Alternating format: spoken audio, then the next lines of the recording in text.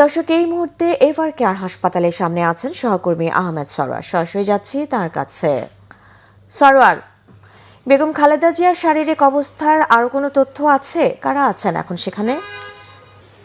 বেগম খালেদা জিয়ার শারীরিক অবস্থার অবনতি আপনি যেমনটি বলছিলেন এর আগের সংবাদে, আসলে গতকাল রাত 12টার দিকে অনির্ধারিত ব্রিফিংয়ে ডক্টর জাহিদ হোসেন যখন বলেছেন যে বেগম খালেদা জিয়ার অবস্থা সংকটাপন্ন, তবে তিনি আগে যে অবস্থায় ছিলেন তার থেকে উন্নত হয়েছে বলা যাবে না, অবস্থা সেরকমই আছে। তিনি ডাক্তারদের নিবিড় পর্যবেক্ষণে আছেন।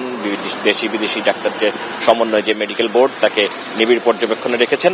তারপর থেকে আসলে সবার মনে একটি শঙ্কা তৈরি হয়েছে খালেদা জিয়ার স্বাস্থ্যের অবস্থা নিয়ে। এরই মধ্যে ভোর রাতে আবার তার পুত্র তারেক রহমান দেশবাসীর কাছে দোয়া চেয়েছেন বেগম খালেদা জিয়ার শারীরিক সুস্থতার জন্য।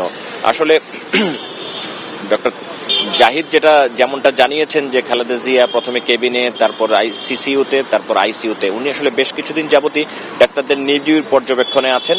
দেশি বিদেশি চিকিৎসকরা তাকে আপ্রাণ চেষ্টা করে যাচ্ছেন তাকে সুস্থ করার জন্য।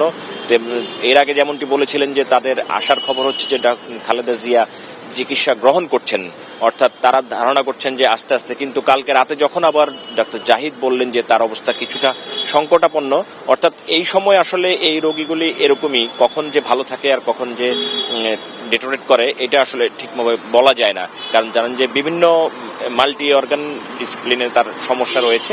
সেই সমস্যাগুলির কারণেই আসলে খালেদা জিয়ার চিকিৎসাটা দুরূহ, এবং এই মুহূর্তে তাকে বিদেশে নেওয়ার শারীরিক সক্ষমতাও নেই, যার কারণে বিদেশ নেওয়ার সিদ্ধান্ত নেওয়ার পরও ডাক্তাররা সেখান থেকে পিছিয়ে এসেছেন এবং তাকে দেশে চিকিৎসা দেওয়ার জন্য চেষ্টা করছেন। এবং বেগম খালেদা জিয়ার জ্যেষ্ঠপুত্র তারেক রহমান দেশে আসার পরেও তিনি তার মায়ের কাছে আছেন, কালকে রাতেও ছিলেন। আমরা ধারণা করছি কিছুক্ষণ পর বা দুপুরের পর হয়তো তিনি আবার মায়ের কাছে আসবেন।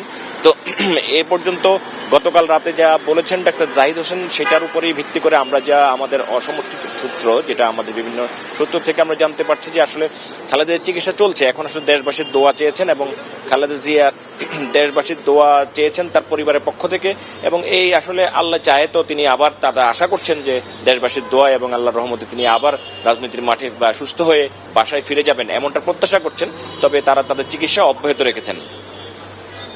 ধন্যবাদ সরোয়ার।